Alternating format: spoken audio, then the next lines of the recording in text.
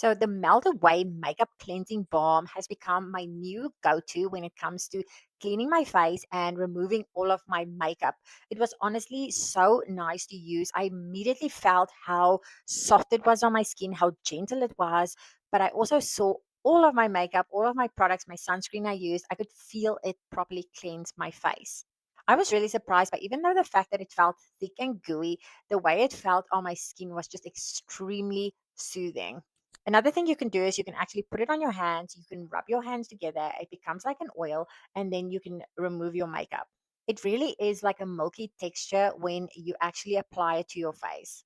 So if you've been looking for makeup cleansing balm that really has that milky, soft kind of feel on your skin, I would highly recommend getting the Melt Away Makeup Cleansing Balm by Bio Simply.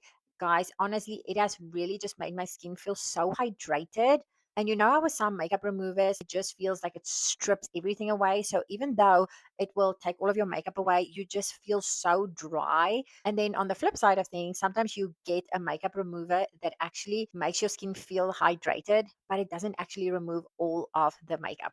So this one has been a nice combo for me where it just feels like it hydrates my skin, but it also removes all of my makeup.